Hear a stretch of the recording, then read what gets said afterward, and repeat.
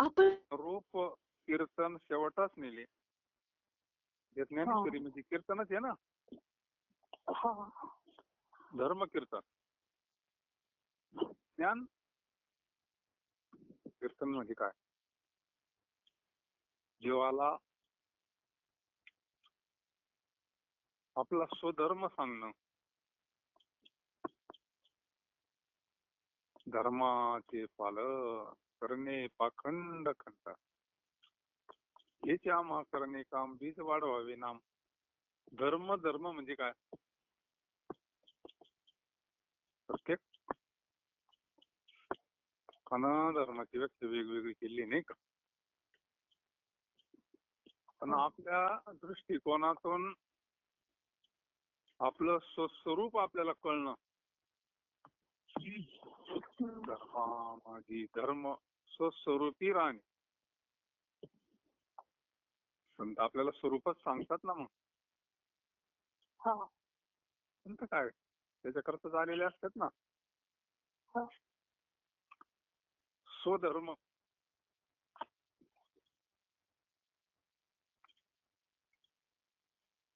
तुमचा कर्मच धर्म होईल. योग्य पद्धतीनं केलं तर कर्म धर्म झाला ना. मग धर्म काय एक ठिकाणी म्हणला ना, इथं वडील जे जे करते त्या नाम धर्म ठेवी, इथं सुद्धा धर्मच आहे. जे आचरण करतात, आपण म्हणतो 5 बोटाचा धर्म तरी करावा, तिथं दानाला धर्म म्हटलंय. धर्माचे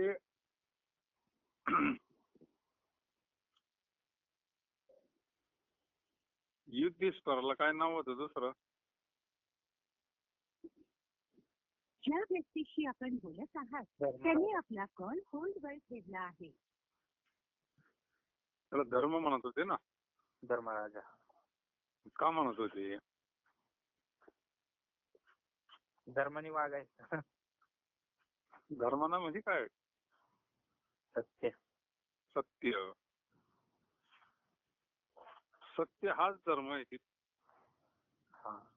तिथं धर्माची व्याख्या म्हणजे धर्माची तू मूर्ती. भगवंताला म्हणलंय ना.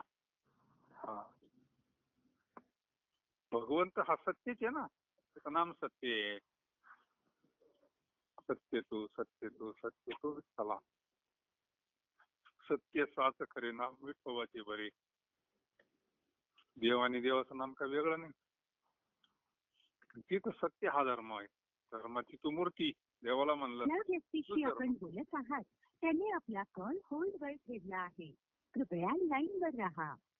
आप जिस व्यक्ति से बात कर रहे हैं उसने आपकी कॉल को होल्ड पर रखा है. ज्यावेळेस कर्णाला मारित होता अर्जुन, त्याचा रथाचा चागुतील रथाचा काढितोय, बाण खाली ठेवलेला आहे धनुष्य. देव म्हणले उडव याला. तो म्हणे अर्जुना तू अधर्म सिद्ध करतो म्हणे. एक तर माझ्या हातात शस्त्र नाही, मी रथाचा चाक काढितो ना, त्याच्यावर बाण चालवणं हा धर्म आहे का तो? तो गप्प बसला होता. देव मध्ये बोलायला लागले. हल्लीच्या वेळेस तुम्ही त्या अर्जुनाच्या पोराला मारलं, काय नाव त्याचं?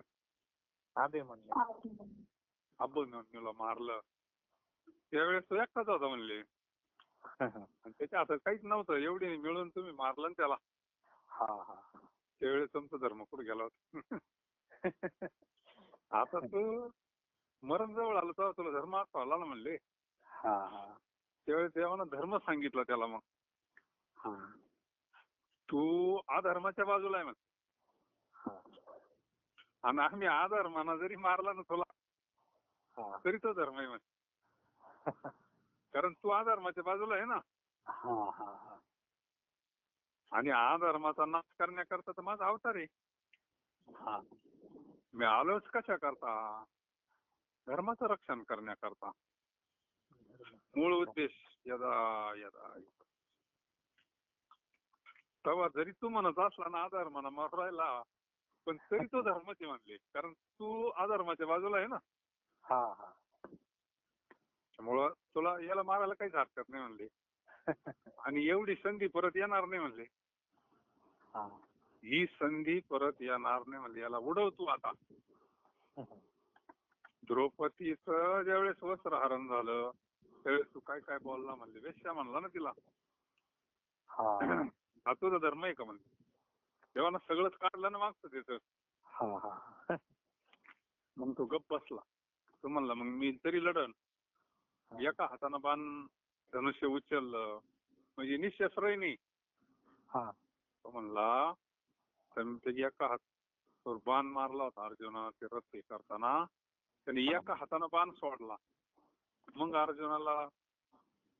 अर्जुनानं प्रतिज्ञा केली मग आम्ही जर धर्मावर असल पाठी पांडव तो शब्द महत्वाचा आठवलं याच्यामुळे धर्म शब्दामुळं. तुमच्या कृपेने धर्मरूप कीर्तन शेवट असते. त्यानं प्रतिज्ञा केली होती मग बाणाला आम्ही जर धर्मावर असल तर ह्या बाणानं कर्णाचं प्रच्छेद होईल. किती सत्याला महत्व होतं अर्जुनाचं. मग सोडला बाण उडावला तो म्हणजे धर्म. प्रत्येक ठिकाणी धर्माची व्याख्या बदलत असते पण सत्य हा खरा धर्म आहे. मेन धर्म सत्य आहे. आणि त्या सत्याच्या स्वरूपाची जाणीव करून देणारे संत. धर्मकीर्तन म्हणजे काय? धर्माचं पालन म्हणजे काय? तर आपले जे सत्य स्वरूप आहे ते आपल्याला संत दाखवून देतात. आपल्याला काय सत्य स्वरूप माहित होतं काय? या नाचणाऱ्या डबड्यालाच आपण स्वरूप समजित होतो ना. अज्ञानी जीवाला काय माहिती स्वस्वरूप काय म्हणत्या, आपलं स्वरूप काय. मग हे ज्ञानेश्वरी म्हणजे तुमच्या कृपेने धर्मरूप कीर्तन शेवटास निघे. ज्ञानेश्वरी म्हणजे कीर्तनच. तुमच्या कृपेने धर्मकीर्तन शेवटास गेले तर माझे आता इतकेच काम राहिले आहे की आपली सेवा करावी.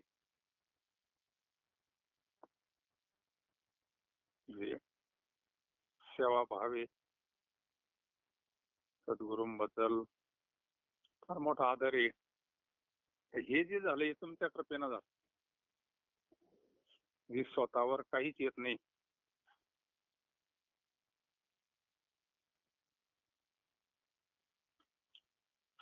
आणि मग आता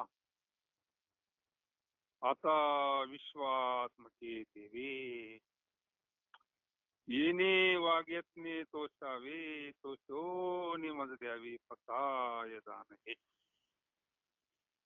आता शब्द कुठं नाही येत ना. आता शब्द कुठं नाही वापरला जात.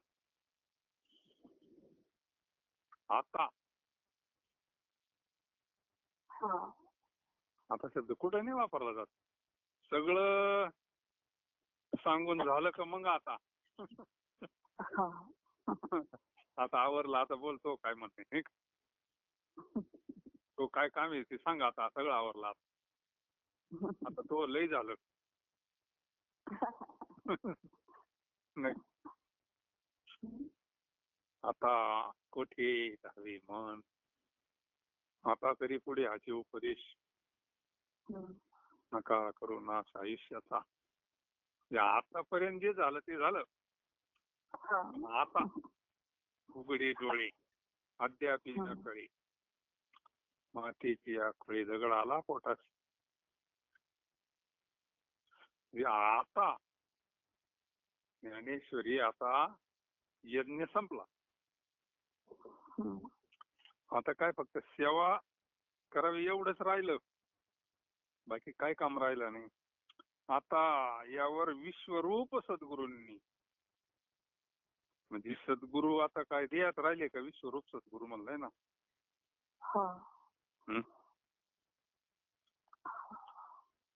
सद्गुरू कसे? विश्वरूप, व्यापक. आता सद्गुरू आणि देव वेगळा राहिला का त्यांच्या दृष्टीत? किती व्यापक ज्ञान आहे माऊलीचं. नाथ महाराज किती सद्गुरुनिष्ठ आहे. भावार्थ रामायणामध्ये कधी कधी सुरुवातीलाच म्हणतात सद्गुरू रामचंद्राय नमः. झालं काम.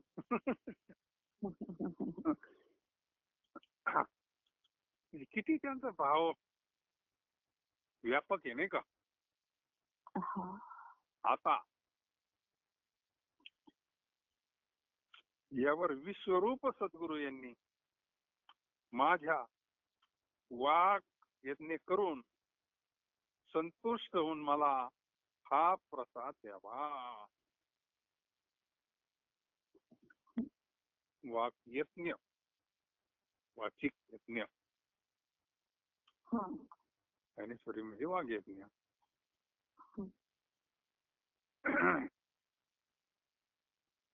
आता यज्ञ म्हणलं भरपूर प्रकारचे यज्ञ नाही का. माऊली नामाला सुद्धा यज्ञच म्हणलंय. ज्ञान यज्ञ, नाम यज्ञ, अजून काय यज्ञ म्हणलं?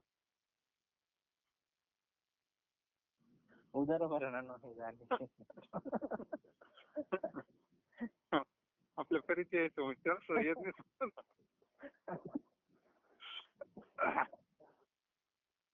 हे अगोदर म्हणलं ना, वदनी कवळ घेता नाम घ्या श्री हरी. उदर भरणाला यज्ञ नाही म्हणलं. मग सगळ्यांचा यज्ञ होईल ना तो. मग त्याला आठ आहे ना अगोदर. वदनी कवळ घेता नाम घ्या श्री हरीचे. मग सहज हवन होती नाम घेता फुकाची. जीवन करी जीवित अन्न हे पूर्ण ब्रह्म. मग यज्ञ होईल. नुसता उदरभर यज्ञ म्हणलं सगळ्यांचाच यज्ञ होईल मग. पण इथं नाम स्मरण म्हणून श्लोक म्हणायची पद्धत. माझ्या योगानं देवाचं नामस्मरण गजर व्हावा. यज्ञ विषय यज्ञ. आता यावर विश्वरूप सद्गुरू यांनी, सद्गुरू जर विश्वरूप आहे, सद्गुरू कुठं जाईन का बरं? गेले म्हणतो आपण नाही का. म्हणजे आपण देहरूपानं सांगतात भावाना पाहिल्यावर मग निवृत्ती आता कुठे गेले का? नाही ना. जाणं येणं संभवून कसं व्यापक वस्तू कुठे जात नसते ना. जी वस्तू एक दिवशी आहे ती जाईन बा, नष्ट होईन. व्यापक कसं काय नष्ट होईन? विश्वामध्ये उरलेले सद्गुरू ते कसं काय नष्ट होतील?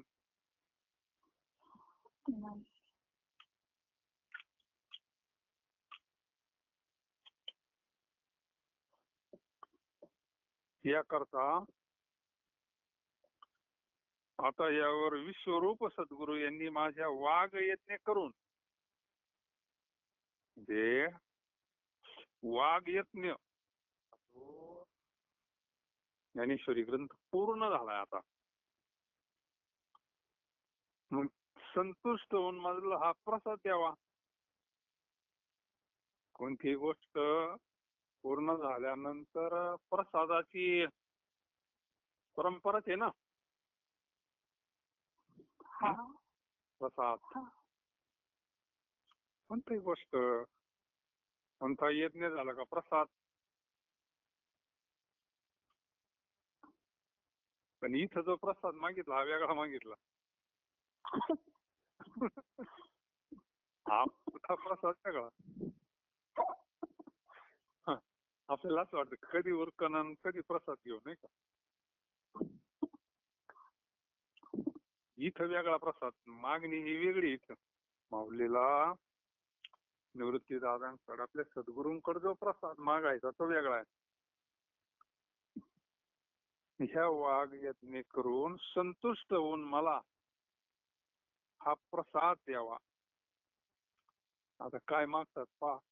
आणि नाही तरी बारीक विचार केला तर संत स्वतः करता काही मागतच नसतात का मागत. नाही. या जरी मागण्या असतील काही, हे त्यांच्या करता नाही, आपल्या करताचे फक्त त्यांनी पुढे होऊन मागितलं, नाही का. वकील भांडत होतो काय तो काय, त्याच्याकरता भांडतो का आपल्याकरता भांडतो. तसं यांनी जरी मागितलं असं काही अभंगात आपल्याकरताच मागितलं ना ते. भूमिका घेतली, आपलं प्रतिनिधित्व केलंय त्यांनी. संत हे स्वतः करता काही मागायचं राहिलंच नाही तर काय मागतील ते स्वतः करता. जर मागायचं काही राहिलं असं ते संतपद भेटणच कसं. संतपद असं आहे, काही मागायचं राहिलेलं नसतं, काही करायचं राहायचं नसतं, काही व्हायचं राहिलेलं नसतं. ज्याचं जीवन परिपूर्ण झालं त्याला कोणती इच्छा नाही, घेणं नाही, देणं नाही, काहीच नाही. कृतकृत्य झालो. त्याला काय मागायचंय. पण इथं प्रसाद मागितलाय माऊलीनं, स्वतः करता मागितला का. नाही ना. त्याचं उत्तरच पुढचे होईल. संत हे पण नदीचं जीवन स्वतः करता असतं का दुसऱ्या करता राहतं. नदी, नदीचं पाणी काय असं ते सगळं स्वतः करता काय. काय असं नदीचं हे सगळं आपल्या करताच आहे ना. झाडाचं जीवन, संत जीवन,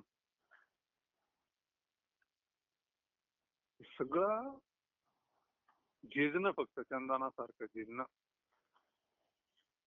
त्याला संत म्हणतात. प्रसाद द्या. काय मागितलं पहा. जे खळांची व्यंकटी सांडो. खळ, खळ म्हणजे काय.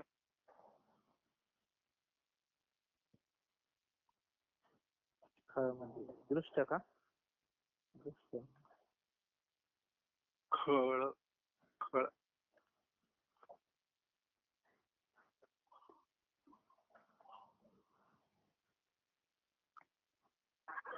रिकामा होतो तेव्हा करणारे. खळ, खळाची व्याख्या केली महाराजांनी. खळ म्हणजे नास्तिक नाही म्हणले. आपल्याला असं वाटतं खळ म्हणजे एकदम पापी. खळ शब्दाचा अर्थ वेगळा केला तिने. देवदेवही करतो म्हणते, माळा बी घालतो, पण आतून आतून दुसऱ्याबद्दल हे करणं, द्वेष करणं, हे करणं, मत्सर करणं, हेवा देवा आतून दुसऱ्याबद्दल वाईट हे करणं, आतून वाकडा, वरून एकदम भारी.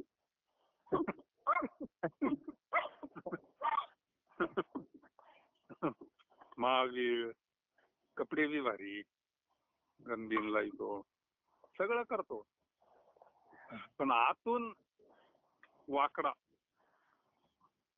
वाकडा म्हणजे आता आपल्याला काही जास्त सांगायची गरज नाही.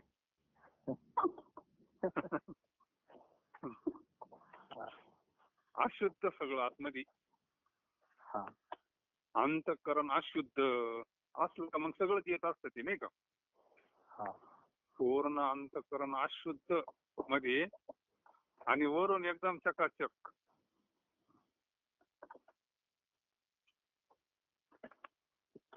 त्यांचा वाकडापणा जाण्याकरता प्रसाद मागू राहील.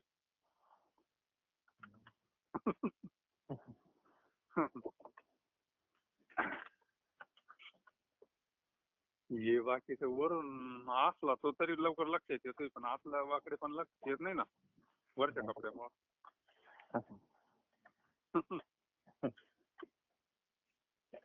त्यांना त्यांचं ती मरू नये, खळ मरू नये म्हणलं ना. नाही ना. असे जे खळ आहे,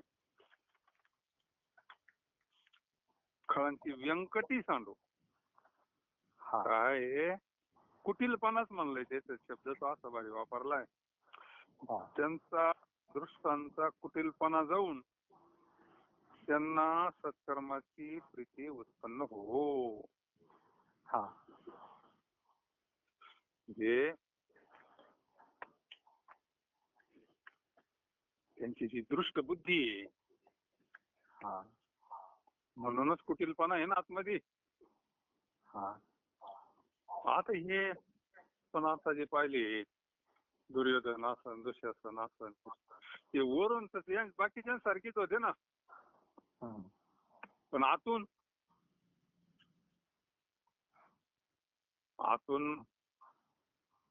कपट होत, कुटीलपणाच होता ना. पांडव सरळ आहे ना. पांडवांना त्रास द्यायचा, पांडवांचा कुठं दोष दिसतोय का त्या चरित्रामध्ये? त्यांना किती त्रास दिला ते सरळच. ते अख्खे पांडव म्हणजे आता ते संत महात्मीच आहे ना, पण त्यांना त्रास होण्याकरता अख्खा महाभारत आहे ना. लक्षाग्रहामध्ये जाळून मारणं म्हणजे हा कुटीलपणा नाही का? आणि वरून दिसायला तर त्यांच्यापेक्षा भारी आहे ना हे. काय फरक आहे वरून?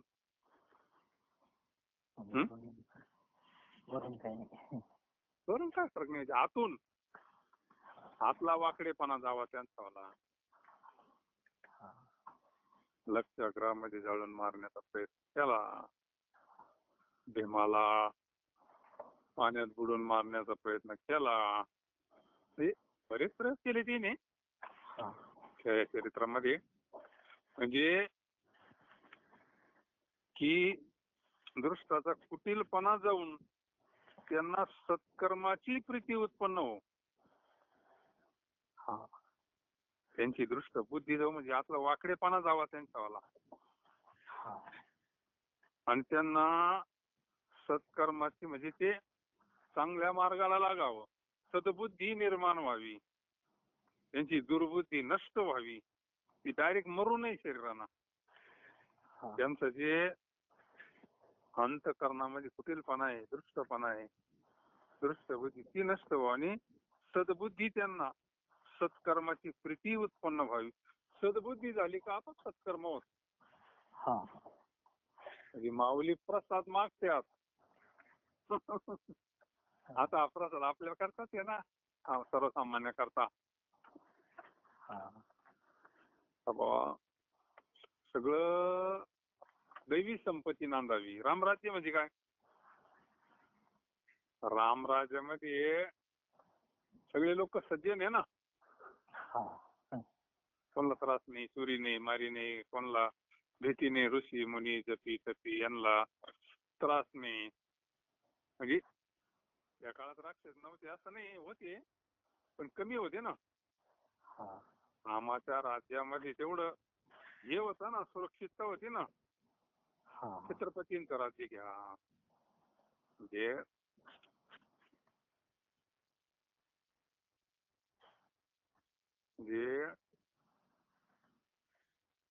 काही काळ वातावरण एकदम, आता सत्ययुगात तर सगळं सत्यच होतं, त्याचा विषयच नाही. तिथं काय ते नामच त्याचं सत्ययुग आहे, नाही का. थोडक्यात दैवी संपत्ती निर्माण जर झाली तर मग काय त्यालाच रामराज्य म्हणतात असतात.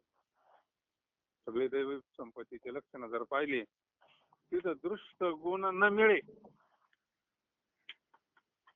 आपण ज्या व्यक्तीशी बोलत आहात त्यांनी आपला कॉल होल्ड वर ठेवला आहे. कृपया अभंगात आहे ना, भक्तीची येते वर्म जयाची हाती, त्याच्यात आहे बा, दृष्ट गुण न मिळे असं काहीतरी आहे.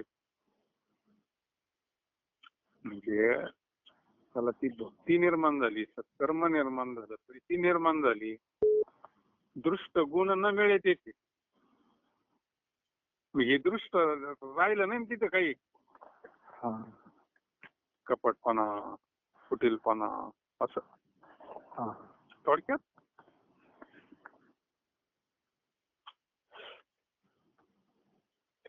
की दृष्टांचा कुटीलपणा जाऊन त्यांना सत्कर्माची प्रीती उत्पन्न हो व जीव मात्राची एकमेकाशी मैत्री वाढो. आता ही कधी वाढ काय केलं म्हणजे एकमेकाशी मैत्री वाढन. इथं तर भावाचं जमत नाही. आपण ज्या व्यक्तीशी बोलत महाराज लोकांचं एकमेकाशी जमत नाही. नवरा बायकोचं जमत नाही, सासू सुनाचं जमत नाही. याचं कारण काय?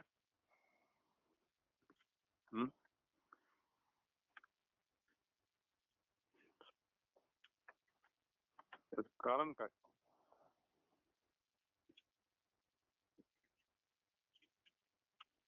हे गुण, भांडण गुणाचं आहे ना. आपल्यामध्ये जे गुण आहे ना ते भांडायचे, आपण नाही भांडत. एखादा समगुणी आहे, 3 भाऊ आहे समजा, एक रजोगुणी आहे, एक सत्वगुणी आहे.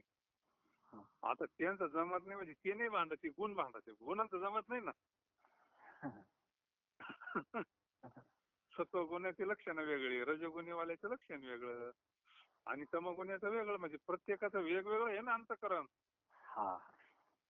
शरीराची प्रकृतीच वेगवेगळी आहे. 3 जातीची 3 आहे, मग त्यांचं जमन का? कधी जमन?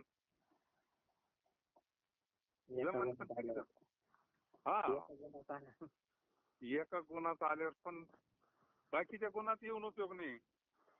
सत्वगुणात आले तरच जमन. समगुणात जरी एकत्र आले पण तरी ते भांडतात. राक्षस समगुणीच आहे ना सगळे. ते काय मारामारी केलीच राहते. इथं काय म्हणलं, जीव मात्राची एकमेकाशी मैत्री वाढो.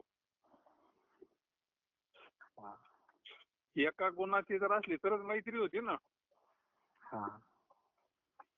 मैत्री जी होती, संगती सारखं पत्रिका जरी जुळायची तरी आपण पहिले गुण पाहतो ना. पुढे लढाई होऊ नये बा.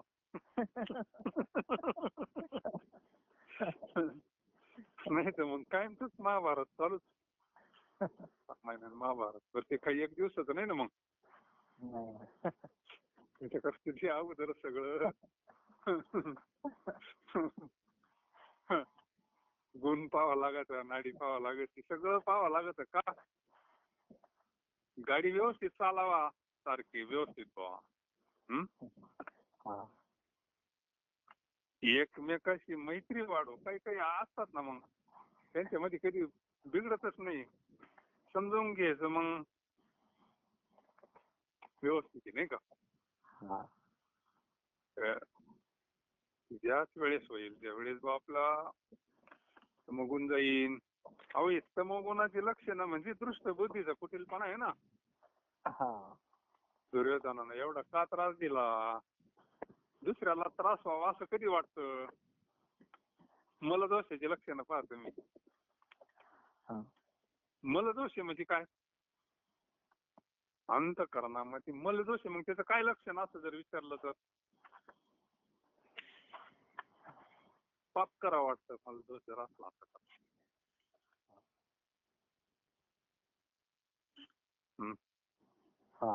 पापाची वासना म्हणजे आलंच ना मग ते दृष्ट बुद्धी आणि कुटीलपणा. हा तसं पापच नाही होणार. होणारच नाही ना तसं.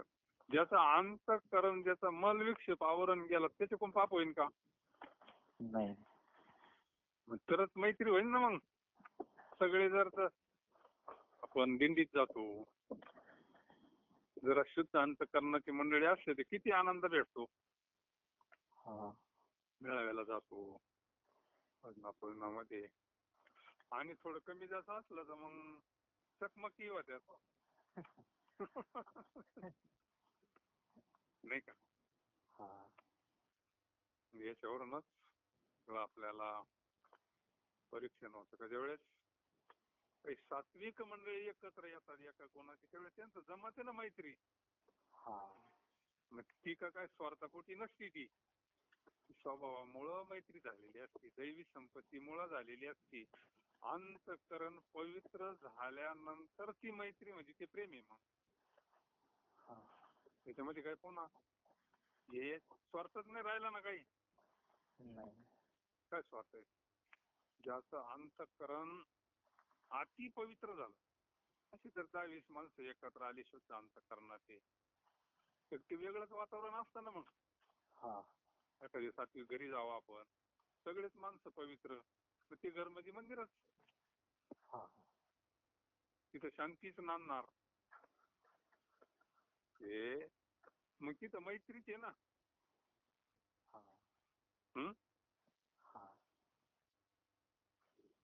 मग एकमेकाशी मैत्री वाढो, पण त्यांना असं म्हणायचंय सगळ्यांना असं प्राप्त व्हावं. हे काय फक्त एका करता नाही मागितलं प्रसाद, असा प्रसाद द्यावा जेवढे हे दृष्टबुद्धी जे कुठील लोक असतील ना, त्यांची ती जावळ बुद्धी सत्कर्माची प्रीती उत्पन्न व्हावी. सत्कर्म शब्द फार महत्वाचा आहे. तुका म्हणे ऐका सत्वाचे सामर्थ्य. शुद्ध सत्व गुण गेला का तिथं कशाला दृष्ट गुण राहतील का? मग नाही ना. वेगळंच वातावरण. निदान एवढं 4-8 दिवस तर ते वातावरण टिकत का नाही? दिंडीत गेल्यावर माऊली मला माऊली म्हणणार वेगळं, म्हणजे तेवढ्या पुरतं जरी टिकलं म्हणजे त्या वातावरणाचा परिणाम झाला ना तो.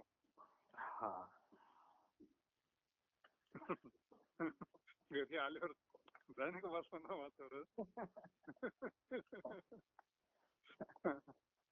काही काहींची त्याची चिड वाटत भांडणं नाही, असं नाही.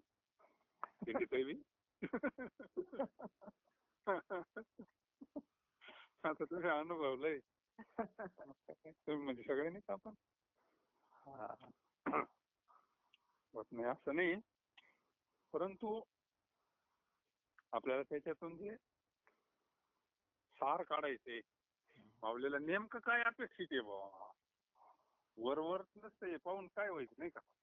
त्याचा भाव आपल्याला नेमकं माऊलीला काय मागायचंय, आपल्या श्री गुरुंकड प्रसाद मागायचं म्हणजे काय मागायचं. हे जे अशांत वातावरण आहे, दुःख आहे, ते मत्सर हेवे देवे, महाराज जसे म्हणले ना, कोणाही जीवाचा न घडो मत्सर वर्म सर्वेश्वर पूजनाची. मग ती भगवंताची सेवा होईल ना म्हणले. कारण आतमध्ये भगवंतच आहे ना प्रत्येकाच्या. म्हणून प्रसादातून प्रसाद संत वेगळंच, मागणं वेगळं. प्रत्येक ओवीमध्ये,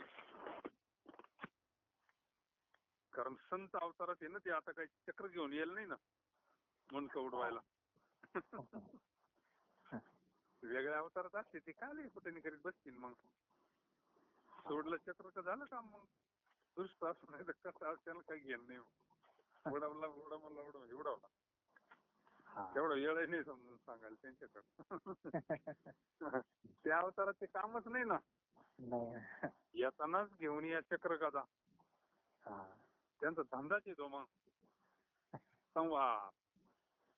तर त्यांच्या चक्राला आज्ञा केली का उडावला नाही का त्याच्या करतात ते. पण इथं संत अवतार आहे हा. इथं काम तर करायचं. बाई जशी खुरप्यानं खुरपीची ती काही कोणतं असे मोडच नाही काही. हा. पुढे असला तिथे बरोबर त्याच्याकडे गवत काढून घेते, पण त्या मोडाला त्या झाडाला काही इजा लागून देत नाही. संतांचे म्हणून आता विश्वास मते तेरे येणे वाघ यत्न तोचावे तो शोने मज द्यावे तसाद्या जे खळांची व्यंकटी सांडो तया सत्कर्मी रती वाढो भूता परस्परे पडो मैत्रची बांधे पुंडलिकावरधारी विठ्ठल श्री ज्ञानदेव तुकाराम पंढरीनाथ भगवान की गोपाल कृष्ण भगवान की जय.